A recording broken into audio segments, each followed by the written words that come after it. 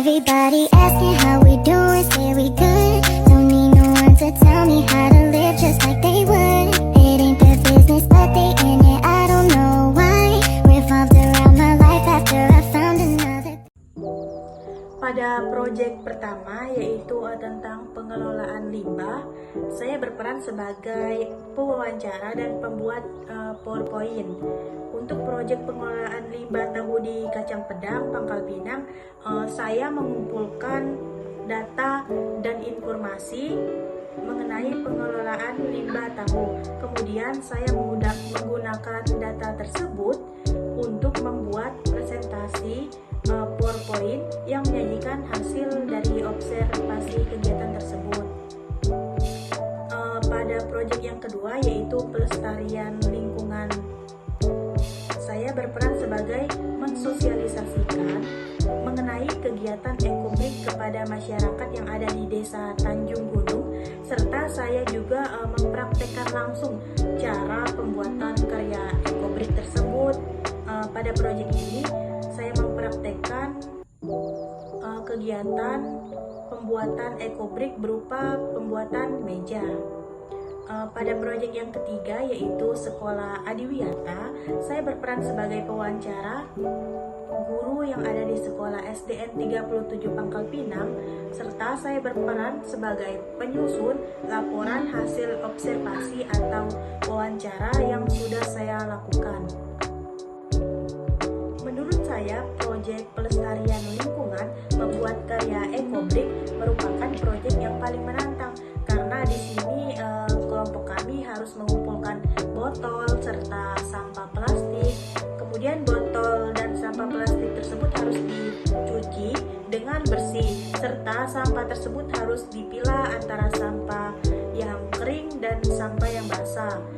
Dan di sini kami juga harus mengumpulkan masyarakat, yaitu ibu-ibu rumah tangga, untuk mensosialisasikan kepada mereka mengenai kegiatan ekobrik yang akan dibuat. Jika saya menjadi seorang guru atau kepala sekolah, saya akan menerapkan pembelajaran pendidikan lingkungan hidup dengan cara yang pertama, membuat perencanaan pembelajaran yang terintegrasi dengan nilai-nilai lingkungan hidup. Yang kedua, menggunakan metode pembelajaran yang aktif dan menyenangkan. Yang ketiga, menciptakan lingkungan sekolah yang bersih dan asri. Yang keempat, mengembangkan budaya lingkungan di sekolah.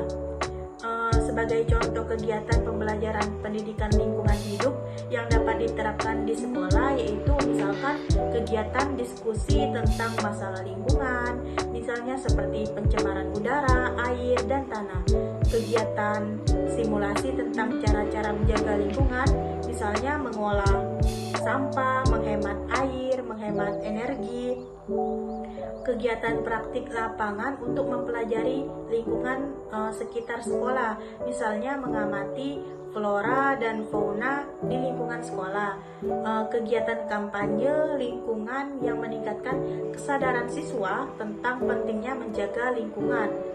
Dengan menerapkan pembelajaran pendidikan lingkungan hidup secara terintegrasi, aktif, menyenangkan, dan berkelanjutan, maka diharapkan siswa akan memiliki pengetahuan, keterampilan, dan sikap yang peduli terhadap lingkungan. Strategi atau langkah untuk mewujudkan sekolah adiwiyata, yang pertama, pembentukan komitmen dan dukungan dari seluruh warga sekolah. Yang kedua, pengembangan kebijakan dan program sekolah yang berwawasan lingkungan. Yang ketiga, peningkatan kapasitas SDM sekolah. Yang keempat, penciptaan lingkungan sekolah yang bersih, sehat, dan nyaman. Yang terakhir, kerjasama dengan pihak-pihak terkait seperti pemerintah daerah, dinas lingkungan hidup, dan masyarakat sekitar. Nah, contoh kegiatan yang dapat dilakukan untuk mewujudkan sekolah adiwiyata seperti kegiatan pengelolaan sampah, seperti memilah sampah, pengurangan sampah, dan pengolahan sampah. Yang kedua, kegiatan menghemat energi seperti menggunakan lampu hemat energi, penggunaan peralatan elektronik yang hemat energi, dan dan pemadaman lampu saat tidak digunakan. Yang ketiga, kegiatan melestarikan sumber daya alam seperti penanaman pohon, konservasi air, dan pengolahan limbah. Dengan menerapkan strategi dan langkah-langkah tersebut, diharapkan sekolah dapat mewujudkan sekolah adiwiyata yang bersih, sehat, dan nyaman, serta dapat berperan aktif dalam pelestarian lingkungan. Everybody asking how we doing, say we good. Don't need no one to tell me how to